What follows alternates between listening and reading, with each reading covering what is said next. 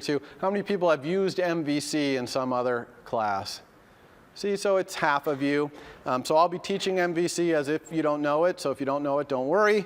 But MVC is a way of designing your application so that it's a little more debuggable, reusable, understandable to you and to anyone reading your code. And iOS was designed with MVC from the start. So it's just an integral part to building iOS. Now, I'm going to do the demo today and on Wednesday. I'm kind of not going to follow MVC, but then next Monday, we're going to apply MVC to the demo I'm doing today and Wednesday, so you're going to get the full MVC treatment there. And I'll be having some slides on MVC on Wednesday to prepare you for next Monday. Okay? All right, so here's the demo. The demo I'm going to do is something I actually did a few years ago that really works well with Swift, which is a calculator. So we're going to build this calculator, and we're going to build it from scratch all the way.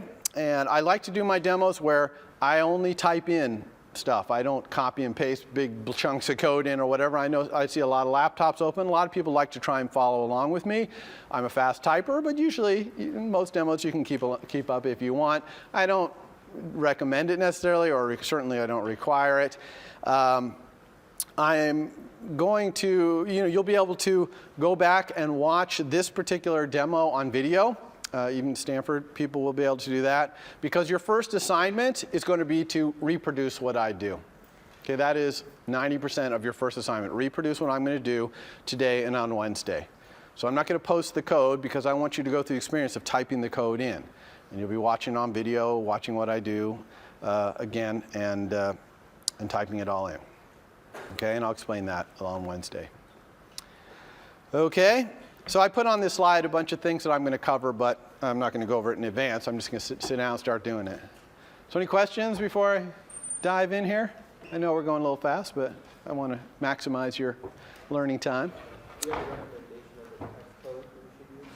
Do I have what? Recommendation of which Xcode. So the question is, which Xcode should you use? Well, you should just use the one in the Mac App Store. So just go to the Mac App Store. It's free. Use the one there, whatever the latest one is. If a new one comes out in the quarter, let's all switch over to it. Okay, let's just always be using the latest Xcode. Okay. No, we're not going to be using a beta or anything like that. We'll just use whatever the currently published Xcode is. Okay. So I'm going to start this demo actually by launching Xcode. So here it is right here, Xcode. And when you launch Xcode, let's hide others here, you're going to get this splash screen. And on this splash screen on the right, this is going to be all your projects. Now, this is the beginning of the quarter. We don't have any projects yet, but they'll all be listed here. So as the quarter goes by, this will fill up. You can turn this splash screen off if you don't like it, by the way. This splash screen also lets us do things like playgrounds and source code management right down here. We're not going to be doing that for a while. We're going to be focusing on this option right here, create a new Xcode project. And if you don't have the splash screen, you can get it File, New Project. Okay, same thing. Those are both the same thing. So I'm going to click right here on Create a New Project. When I create a new project, it wants to know what kind of project you want to create, because Xcode is actually used on Mac OS X and to build frameworks and all that stuff. But we're always going to be building iOS applications. And in fact, we're always going to use this template right here, the single view application. Okay, that's kind of your basic MVC starter application. And we're going to build very complicated apps out of that. But we're going to start here. So you always click on that one. Then it wants to know what you want to call your app, and we're building a calculator, so we're going to call our app Calculator. Okay? This organization name doesn't really matter. That's just going to appear in the copyright notice in the code that you write at the top in a comment, so don't worry about that. But this organization identifier, that is very important. Okay? This uniquely identifies you. Okay? So that on the next line, we can uniquely identify your calculator. So here, if you're a Stanford student, you want to use this reverse DNS notation here, edu.stanford.cs193p, and instead of instructor there, you want to put your SUNet ID, okay? Because nobody else has that but you, and that'll uniquely identify you. As I said, we're using Swift, not Objective-C, and we are going to build an app that works equally well on iPad and iPhone. That's called a universal app. You can pick to develop for only one or the other, but we are going to go universal here. We're not going to really be doing the iPad part of it for a couple weeks. but it is our intent to eventually build an app that works on both. Okay, we're not going to be using core data. That's object-oriented database stuff, so just leave that unchecked. And now it's asking where we want to save it. I strongly recommend saving in your home directory. This is my home directory here, in a folder called developer. Okay, you can put other folders in here if you want to arrange it more, but home directory developer, I highly recommend that. Source control, we will be talking about that at some point in the quarter, but we're not going to do it right off the bat here, so you can leave that unchecked as well. All right, so here's our first project. It's been created. So this is Xcode that you're seeing right here. This is Xcode's main screen. And the center is really what you're working on. The left area here is called the navigator. And the navigator you use to kind of choose what you're working on. But you can also do things over here like search through your whole project. That's this little guy. And look at all your breakpoints maybe, look at previous builds that you've done, browse your project by class hierarchy, all that stuff. But we're usually on the leftmost one here, which is just all the files in your project, which also can be organized hierarchically like this. And when you select something here on the left, the middle will fill up with what that you've selected. So here, I have the actual project itself selected. So these are the project settings, of which there are tons. All along the top here, you can see tons of settings. We'll go through them as the quarter goes on. And you've already seen some of them, like the bundle identifier there and the fact that it's a universal app. We're not going to talk about any more of this today, this project settings business. We're going to focus here on some of these files. And even some of these files, like this app delegate, I'm just going to move that down to supporting files to get it out of the way. Same things with these image assets, launch screen. We'll get to this later in the quarter, but I want to focus on these two files right here. Okay, main.storyboard and viewcontroller.swift. Okay, in the MVC world, by the way, this is the V, the view, and this is the C, the controller. But we'll talk about MVC on Wednesday. So what do these things contain? So this main.storyboard, if I click on it, you'll see it appear here in the middle. This is our UI. Okay, this is our user interface. So for a calculator, this is going to be a little display that shows the number we're working on or whatever at the top, and lots of buttons down here, number buttons, times, times, divide, plus, minus, square root. That's all going to be here. So we're going to build this entire user interface purely graphically. Okay, we're not going to be writing code, put button at this location, none of that. Okay, we just literally with our mouse are going to build this whole user interface. So what's the code? What do we need any code for? Well, this viewcontroller.swift, this is a Swift file. It's your first look at Swift for most of you. This controller is going to control that user interface. That's why we call it the view controller or the controller. It controls the user interface. And that means it's going to do things that are specific to how this user interface, a calculator's user interface, works. So when we press the digit buttons, it's going to have to update the display. When we press times, it's going to have to do some multiplication and then put the result in the display. So it's controlling the display. Okay, so we'll get back to this code in a moment, but we're going to start by building our user interface. And by the way, your user interface, you can see I have a low resolution screen here, so my UI doesn't even really fit in the space here. You'll probably have maybe a little higher resolution screen than I do. But if you don't, you can zoom in and out. I'm just right-clicking. If you right-click on the background area here, you can zoom in and out. You can also do it by double-clicking. So if I double-click on this, it zooms it to normal. If I double-click on the background, it zooms out. So that way I can see my whole UI. Now when we build a complicated app, we're going to have a whole bunch of these little square areas. We call these scenes. And a scene represents kind of a phone screen full of information. Okay? And as you've used many iOS applications, you know that you transition from one screen to another as the user goes through the app. And that's how you're going to build your apps as well. And this storyboard is eventually going to have a big map showing all the transitions between all those scenes. Okay, so this storyboard is going to get big for big apps. You're going to get to see your whole application, which is kind of cool. So we're going to start small, though, just this one little screen right here, which is going to be our calculator. So let's start building our calculator with its display. So I want to make a display. So how do I do that? Well, that brings us to the right side, the right-hand side here, this whole right side. This is called the utilities area. You can see that it's got a bottom and a top. right? We want to go into the bottom, and on the third tab right here, which is called the Object Library, you'll see that there's tons and tons of objects in here, okay? Dozens of these things, and we're going to get to a lot of these by the end of the quarter. But these are the things you build your user interface out of. So kind of towards the top, not all the way at the top, but towards the top, you'll start seeing things like buttons and text fields and things like that. Well, this is what we need, obviously, to build our display here, is some sort of text field. And there's a couple of them here. This one called label, is static text, you see? And this one, text field, is editable text. In other words, you could touch on this one, and the little keyboard would slide up from the bottom, and you could type in it. So the calculator, you can't really touch on this screen and start typing, so we want this static text. So I'm just going to pick this up with the mouse and drag it out. Now, when I drag it out into my UI, you're going to see a lot of little blue dashed lines appearing. You see these? These are helping me put this in the right place. So I could put it right in the center, for example, of my view. I could put it up in a corner up here, which is what I'm going to do. Okay? You always want your things that you put in your UI, as much as humanly possible, to be on one of these dashed blue lines. And you'll understand why in a couple weeks when we start talking about auto layout. I'm going to do a little auto layout right here just to kind of give you a feel for it. But those dashed blue lines are going to be your best friend when it comes to building your user interface, and you'll quickly see why that is.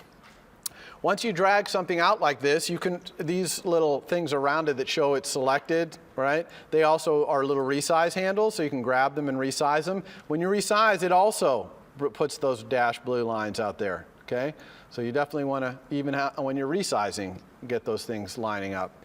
You can also manipulate it directly, just double click on it. Like a calculator probably doesn't want to come up. This is going to be the initial state of this. It doesn't want to come up saying label. It probably wants 0. Something like that in its display.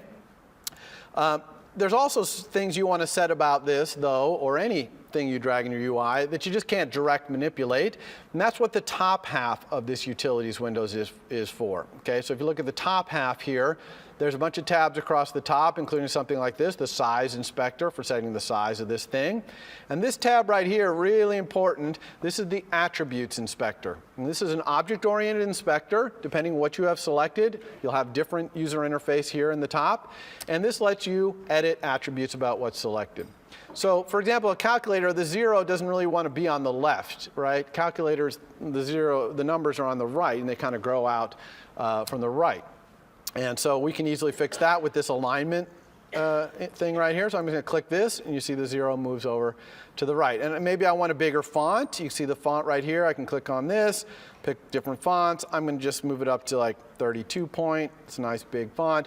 You can notice it kind of cuts off. I made it so big that it's too small, so I can always just resize this larger to make that fit. So this is how we build our user interface. It's very direct manipulation and very object-oriented, as you'll start to see when we have different kinds of objects. So let's actually run this application. Okay, we haven't built any calculator-ness about it, but we have this one field. Let's run it and see what it looks like. So how do you run things? Well, you see right here where it says iPhone 6.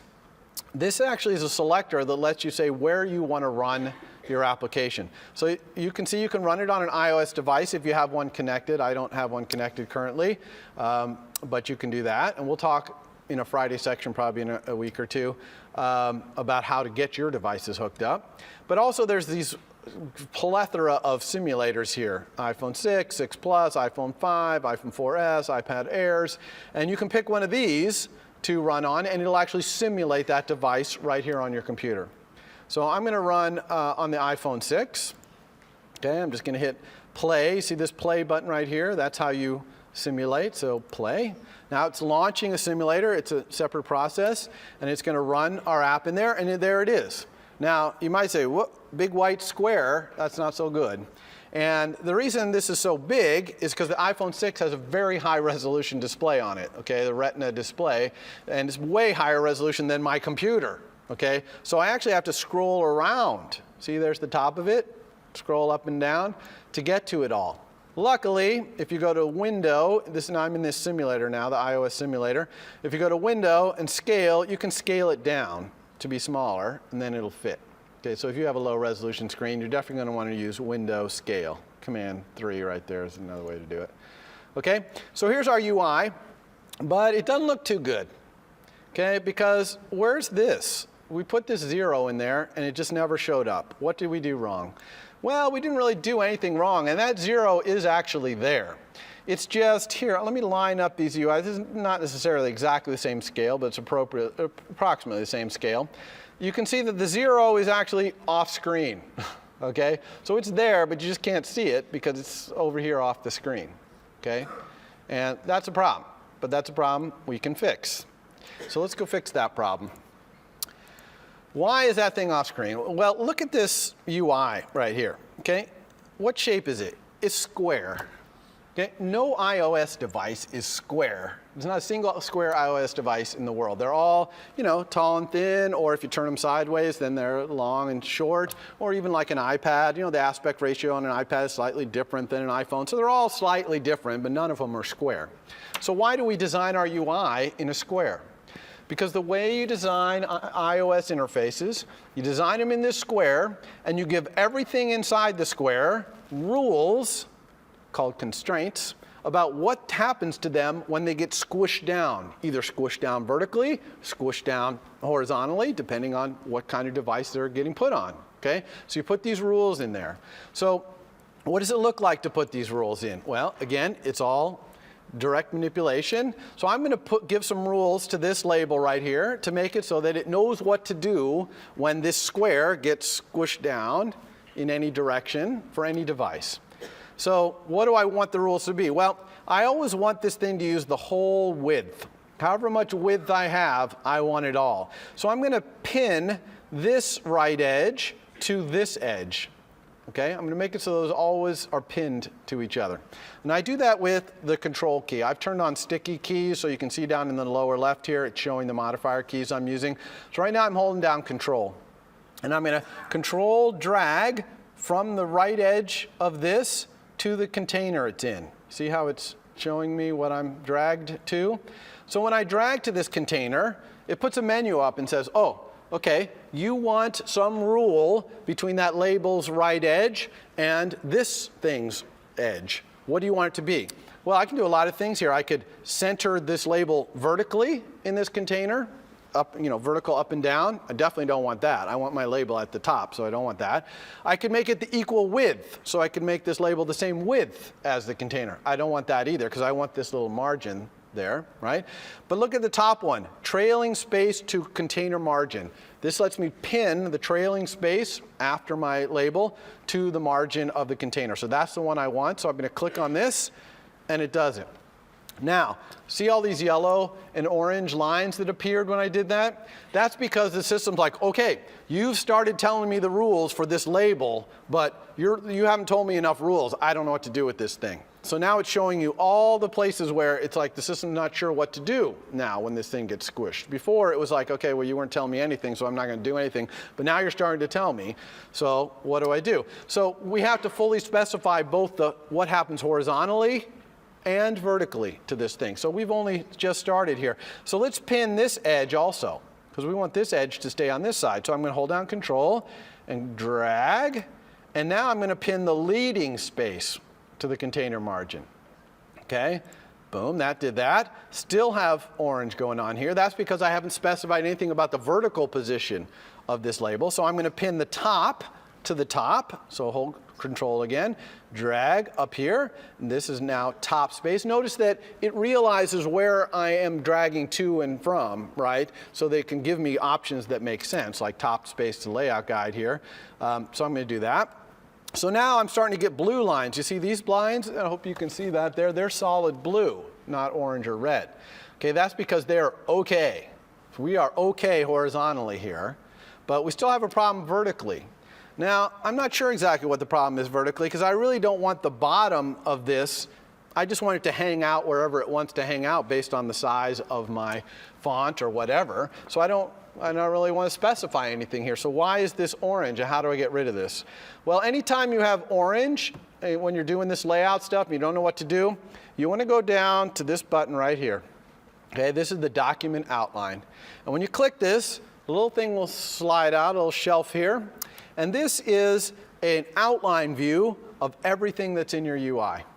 Okay? And they're linked. So if I click the background, nothing is selected, then the background, the view, is what's selected here. But if I click this L0, which means a label with 0 in it, look, it selected my 0 label. And vice versa, if I click on this here, it's selected over here. So this is this same thing in an outline mode. This is really nice to have. Sometimes you have views that are overlapping and they're kind of in each other's way. You can always go here to select the one you want, okay? And you can control drag to these over here too. It's just as much control draggable as some of these other things. But we'll talk about top layout guide, bottom layout guide a little later. But what I really want you to focus on is this little yellow circle up here.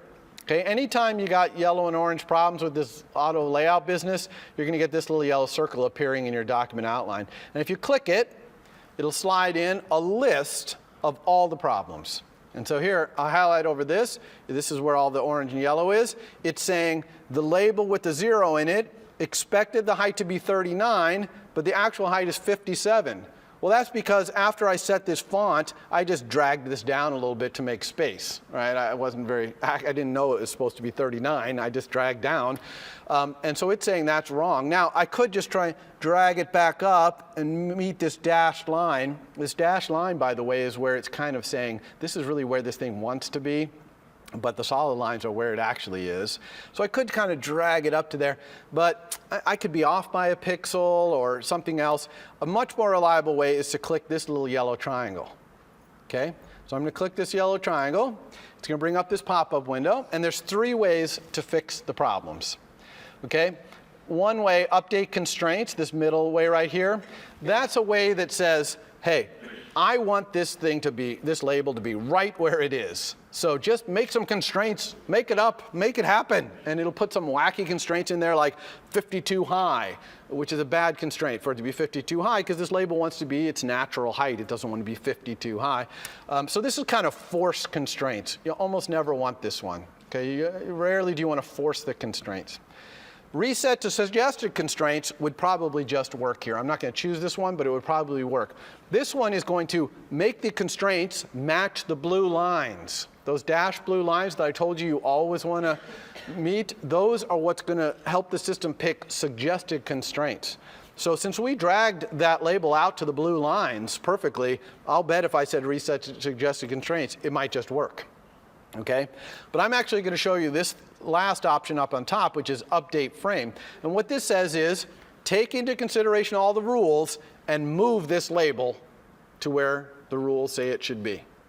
Okay? And I like this option a lot because it lets you kind of preview, do I have my little rules right? Okay, so let's try that. Let's see if we'll tell this label, go ahead and move yourself and size yourself to obey these 3 rules we put in, and we'll fix the misplacement. So let's try it. And sure enough, it did it. It says there are no auto layout issues. If I go back to my document outline, this little yellow circle is gone. If I look in my view, everything is blue lines, no yellow or red. Okay? So that's your crash course on auto layout. And we're going to talk a lot more about auto layout. In fact, even on Wednesday, I'm going to do another auto layout with all the buttons, right? The keypad buttons and all that, which is a lot more things being laid out. But let's see if this fixes our problem. Let's go ahead and run our application again. So I'm just hitting that play button. Here, oh, we got our 0 this time. You see how it pinned this 0 to that edge? And not only that, if we rotate this phone, which you can do in the simulators menu, hardware, rotate, look, the 0, this got wider, and the 0 kept pinning itself over to that. And it also stayed on the top, even though this whole thing got shorter. Okay, and if I rotate back, the 0 stays there. Question? So what did it do with the bottom edge? Like what did the actual update frame end up doing? What did the update frame in the document outline do? Yeah. It moved this bottom edge up. You see, this is only 39 pixels high now. It was 52. So yeah, it just moved it up. And if other things had been yellow, it could have moved the whole thing, right? It would move that whole rectangle wherever the rule said. But in this case, it fixed that one problem by moving it up. Good question. Okay, so that's good. All right, so that's it for auto layout part 1. So now let's talk a little bit about connecting our user interface that we're building right here up to the code. because we want that code to be able to talk to the user interface. Otherwise, how are we going to have the number buttons make numbers appear up here in the display, or the times button give the results of the calculation up here? We got to be able to talk to this. So how do we do that? And the answer, first step, is we need to get both this Swift code, the controller, and this view on screen at the same time. Okay, because we're going to connect them, so we need them on screen at the same time. And there's a lot of ways to do that, but I'll do the simplest way right here, which is this little button called the Assistant Editor. All right, so I'm going to click that, and look, it put them both on screen at the same time, exactly what I wanted. Now, it's all a little crowded here. Even if I expand my view a little bit, it's like, it's all smashed in here. Luckily, the navigator and the utilities can also be hidden. See these buttons up here, these 3 buttons? This left one, if you click it, hides the navigator, and this right one, if you click it, hides utilities. Okay? So now we have both my UI, and over here we can still double click to zoom out. But the thing is, anytime we're actually connecting our UI to our code or trying to edit anything in here, you need to be zoomed to normal. Okay? For example, if I tried to select, if I'm zoomed out and I try to select this 0, I just can't. This is really kind of a bird's eye view. It's just for seeing what your UI looks like. If you want to actually work on it, you double click to zoom in on the scene that you're interested in. Okay, so here's our Swift code. I'm actually going to delete these. We don't need them for the calculator. We will need these things for future applications, but we don't need it for the calculator. And this is your first look at Swift. Okay, so Swift, as I said, very concise language, but it's basically an object-oriented language. It's going to look a lot like C. Some things look a lot like Java. It's kind of the, best of a lot of different worlds at once. Now, this import is just importing the UI portion of iOS. You usually won't have to specify imports yourself unless you start using frameworks that are not, the base frameworks, and we'll get to that probably weeks into the quarter where you finally have to do an import yourself. So this is how it automatically got put here for us. And so this is really your first line of Swift code. Okay? Appropriately, it's a definition of a class, because Swift is fundamentally object-oriented, and here we're defining a class. So what does the syntax look like to define a class? You got the keyword class, you got the name of the class. Now, this name, view controller, pretty bad name. Okay, it's very generic. Really, this should probably be something like calculator view controller, something specific to this particular scene that we're working on right here that it's controlling. This is the default name it gives you. I don't want to spend the valuable demo time showing how to rename this, because unfortunately I can't just type a new name here because I got to keep the UI in sync with it, so I would have to do something in the UI as well.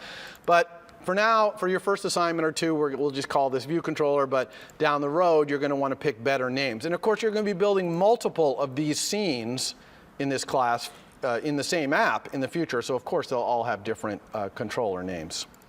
Okay? This colon UI view controller, that's inheritance. That's its superclass. Okay?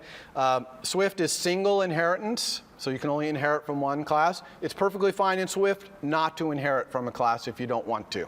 All right? But here, we have to inherit from UI view controller because we want all this magic that allows us to control the UI, like that whole auto layout business, and there's a ton of mechanism in here for allowing the controller to control this UI. So obviously we do that. So all view controllers, all controllers of these little scenes always inherit from either from UI view controller directly, or they inherit from a class that inherits from UI view controller up the chain. So, and then inside this curly brace is simply all the instance variables and methods in this class. Okay? So very simple syntax to define a class. So let's dive right into making some instance variables and methods so you can see what those look like. And this was segued to because we're going to say we wanted to connect this UI to this code. So let's do that. Let's connect this label right here into this code. And then we're going to do that by making an instance variable. In Swift, we call them properties.